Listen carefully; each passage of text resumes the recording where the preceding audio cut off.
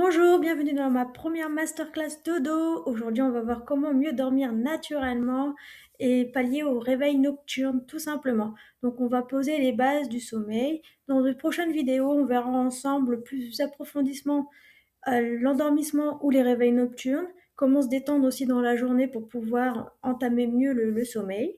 Donc, vous pouvez également me suivre dans divers ateliers que je fais très régulièrement. Donc, n'hésitez pas à me suivre sur Instagram, Facebook ou LinkedIn, où je mets en scène mes ateliers, où je vous dis quel jour c'est.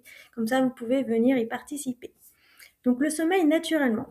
Ce n'est pas vraiment un problème de sommeil, mais la manière dont vous essayez de dormir. Donc aujourd'hui, je vais vous présenter les clés, les bases pour vraiment vous pallier à vos difficultés d'endormissement ou de réveil nocturne. Donc, quelques chiffres, un Français sur trois a du mal à s'endormir et 80% d'entre eux ont déjà tout essayé, sauf que ça n'a jamais vraiment marché. Donc 73% déclarent penser trop au moment du coucher. Donc pour ça, comme petit conseil, je vous conseille d'écrire sur un petit carnet pour vous libérer l'esprit juste avant d'aller vous coucher. Ça vous permettra déjà d'avoir moins de pensées qui tournent dans votre tête. 62% utilisent des écrans 30 minutes avant d'aller se coucher. Je sais que certains aiment bien dormir avec la télé allumée. C'est pas vraiment ce qu'on préconise. Essayez d'écouter des audios de relaxation, de faire de la lecture. À la fin de cette masterclass, j'offre aux participants, s'ils le souhaitent, un audio pour vous aider à vous relaxer tout simplement avant de vous endormir. Il est aussi utilisé pour les réveils nocturnes. Donc, si vous vous réveillez la nuit, n'hésitez pas également à l'écouter. Ça vous permettra de vous rendormir plus facilement. 45% prennent des solutions moins naturelles. Donc, ça va être tout ce qui est antidépresseurs pour essayer de dormir, qui marche pas toujours bien. On va prendre des anxiolytiques. On va également prendre des médicaments pour dormir. Donc, après, on devient dépendant et c'est un peu compliqué d'en sortir. Pour moi, j'utilise vraiment des méthodes naturelles à base de plantes si besoin, parce que je suis également phytothérapeute, donc je peux vous aider à apporter les plantes, les huiles essentielles pour vraiment vous détendre naturellement, sans médicaments. Donc, quelques idées reçues. Il faut 8 heures de sommeil pour être en forme. Oui et non, parce que chaque personne est différente. Donc, ça va être entre 6 heures et 9 heures selon votre chronotype que je vais expliquer. Le chronotype, c'est quelque chose que je vais expliquer juste après. Je vais le faire maintenant. Le chronotype, c'est notre horloge biologique naturelle. Il est déterminé par quel moment de la journée nous sommes naturellement les plus éveillés, concentrés ou fatigués. Donc généralement, pour certaines personnes, ça va être entre 7 heures et 22 heures. Certaines, ça va être entre 6 heures et 21 heures. Donc vraiment, ça dépend chaque personne. Certains vont être plus du matin. Donc les batteries vont être pleines dès le réveil. Donc ils vont être au taquet, comme on dit. Mais par contre, le soir, ils vont être un peu plus fanés plus tôt, donc à 21 heures, 22 heures, grand maximum, ils sont couchés parce qu'ils ont vraiment besoin de récupérer. D'autres vont être plus du soir, donc le matin, ils vont se lever un peu plus tard, mais le soir, à 23 heures, minuit, ils seront encore en forme. Et d'autres sont intermédiaires, donc pas trop tôt ni trop tard, donc ça peut être 7 heures du matin, 21 h 30, 22 heures. Donc ce rythme est vraiment biologique, ça appartient à chacun. Donc moi, je vais déterminer avec vous votre chronotype qui va vraiment me permettre de déterminer si vous êtes plutôt du matin, du soir et quelle technique adapter en fonction de cela. Hop. Revenons un petit peu en arrière. Hop. Si je me réveille la nuit, c'est que je dors mal. Non, en fait, les micro-réveils sont tout à fait naturels. On a plusieurs phases dans la nuit. On a des cycles de sommeil de 90 minutes à peu près, selon les personnes. Donc c'est normal de se réveiller, de se tourner. Ce qui devient problématique, c'est si vous vous réveillez et que vous avez déjà en boucle des pensées négatives, positives, enfin, tout ce qui vient par la tête. Et là, c'est là que vraiment ça va décrocher, où vous êtes en mode, ça y est, c'est fini, vous pourrez ne plus vous rendormir et les insomnies commencent. Regarder une série aide à décrocher. Non, malheureusement, ça marche pas comme ça, puisque du coup, en regardant les écrans, la lumière bleue va vraiment vous bloquer votre mélatonine. La mélatonine, c'est l'hormone qui vous permet de vous endormir facilement. Donc, si vous réduisez cette hormone, bah du coup, vous allez vous coucher plus tard, avoir besoin vraiment de la télé pour vous endormir, et c'est pas du tout ce qui est préconisé aujourd'hui. Faire une sieste empêche de dormir le soir. Alors, oui et non. Alors oui, ça empêche de dormir le soir si vous la faites après 16 heures et que vous dormez 1 heure et demie à 2 heures. Donc là, vous allez empiéter sur votre soirée, voire votre nuit. et du coup, ça va être compliqué pour vous après de vous rendormir à 21h si vous vous réveillez à 18 ou 19h. Donc je préconise de la faire avant 15h, idéalement entre 14h et 15h, et qu'elle dure 20 minutes seulement. Ça vous permet vraiment de vous poser, de relâcher et de repartir plus facilement pour le reste de l'après-midi. Hop là. Les 3 causes de problèmes d'endormissement. Généralement, les problèmes d'endormissement sont liés aux tensions mentales, que généralement c'est les pensées en boucle, la charge mentale de la journée, l'anxiété, la peur de ne pas avoir réussi tout ce que vous avez fait dans la journée, et de ne pas pouvoir aussi ralentir votre cerveau. Les tensions physiques, souvent c'est des tensions qui sont liées soit au mode de fonctionnement d'aujourd'hui, on est toujours assis sur les écrans, du coup on a mal aux épaules. Donc tout ça, ça reste tendu toute la journée. Ça peut être lié aussi au fait de faire trop de sport, trop tard le soir ou trop intense dans la journée. Donc on est trop fatigué physiquement, d'avoir aussi une alimentation tardive et du coup votre corps reste en alerte, il a besoin de plus de temps pour digérer. Également l'environnement qui n'est pas propice à un bon endormissement. Ça peut être tout ce qui est lumière, les petites veilleuses, les lampadaires d'extérieur qui peuvent vous gêner si vous n'avez pas de rideau ou de volets. Vous avez aussi les écrans que vous utilisez juste avant d'aller vous coucher ou la télé qui peut rester allumée pour vous endormir. Tous les petits bruits qui sont autour de vous, ça peut être le tic-tac d'une horloge, ça peut être tout plein de petits micro-bruits, le chien, les animaux que vous pouvez entendre, qui viennent parasiter votre environnement. Les conséquences de tout ça, donc du coup, c'est de rester en lit pour entraîner, en fait, de rester en lit et d'avoir envie de dormir, ça entraîne beaucoup les insomnies. Donc généralement, je préconise si au bout de 20 à 30 minutes, vous n'arrivez pas à vous endormir, c'est de vous lever, d'aller marcher, d'aller boire un verre d'eau. Si vous avez la chance d'avoir un escalier, c'est de descendre dans la cuisine. Comme ça vous fait marcher. Et après, de retourner vous coucher. Si ça fonctionne pas, vous avez la possibilité de redescendre et de faire un puzzle, de faire une activité qui vous ennuie, que vous détestez faire. Et là, je vous assure que votre cerveau ne comprend pas pourquoi vous êtes ici à cet instant T. Et du coup, il voudra remonter coucher. Et là, vous allez vous endormir plus naturellement.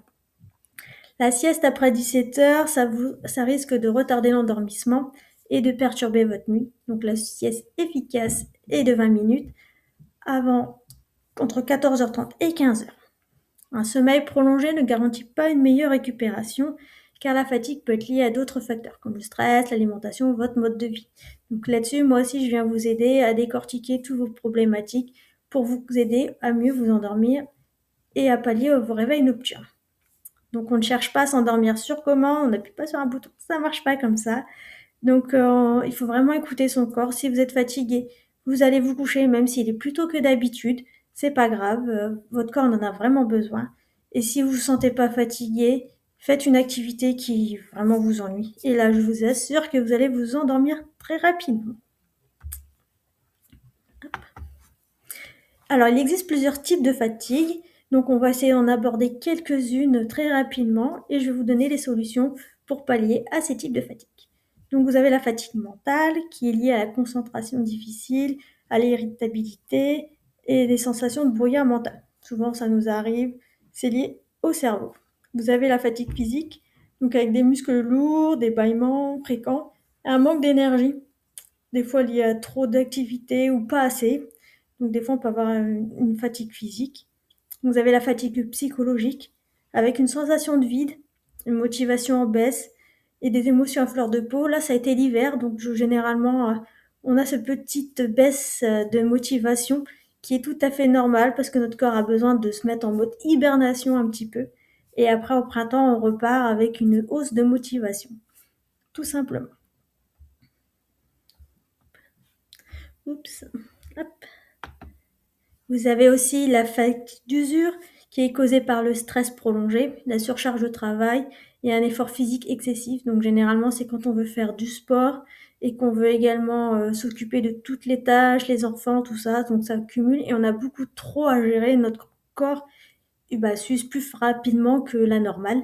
Donc il suffit d'adapter un peu son emploi du temps pour pouvoir vraiment pallier à cette fatigue d'usure. Vous avez la fatigue émotionnelle qui résulte de la charge mentale trop lourde, des conflits non résolus ou des émotions trop accumulées.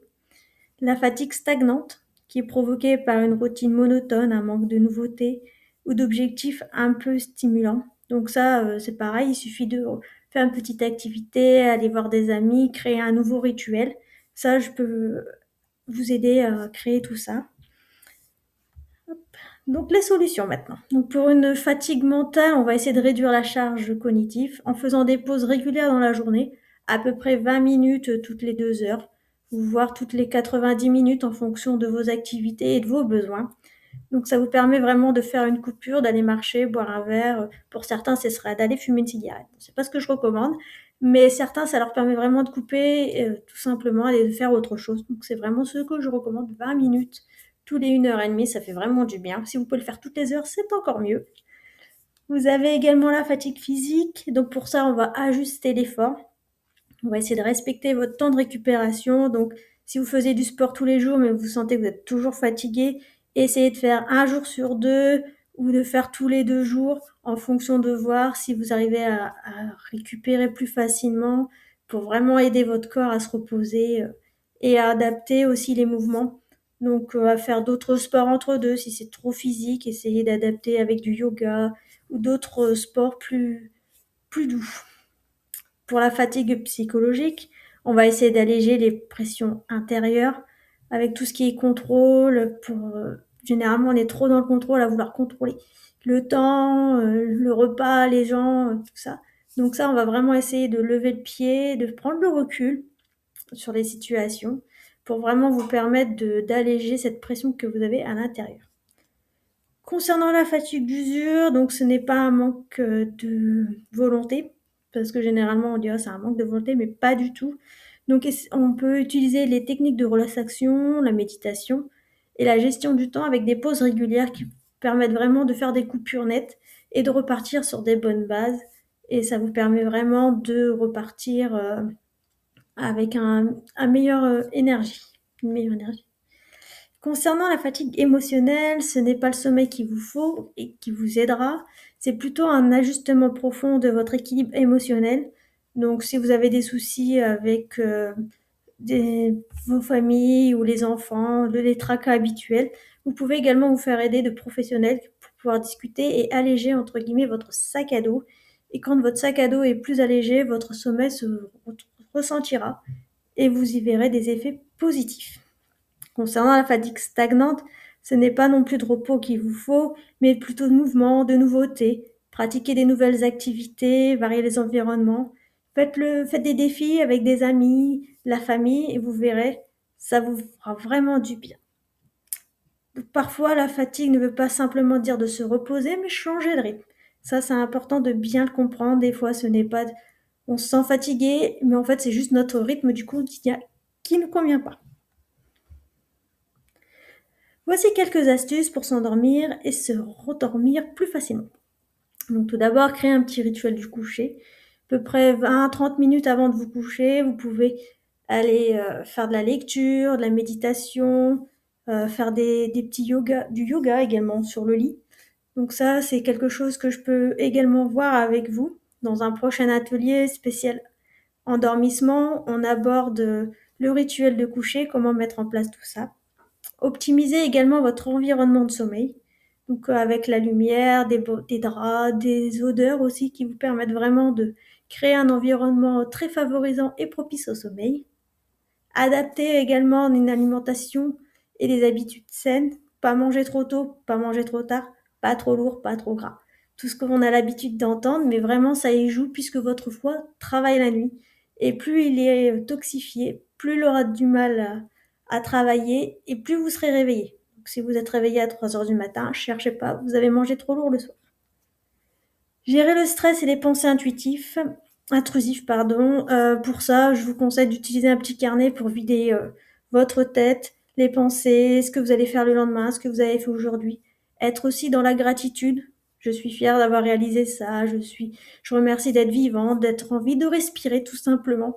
Et vous allez voir, vous allez plus facilement vous endormir. Et levez-vous si vous ne dormez pas. Comme j'expliquais tout à l'heure, n'hésitez pas à faire une activité ennuyeuse qui vous permet vraiment de se dire pourquoi je suis ici pourquoi je fais ça, et votre cerveau, il va se déconnecter et vous allez vous coucher, vous allez vous rendormir plus facilement.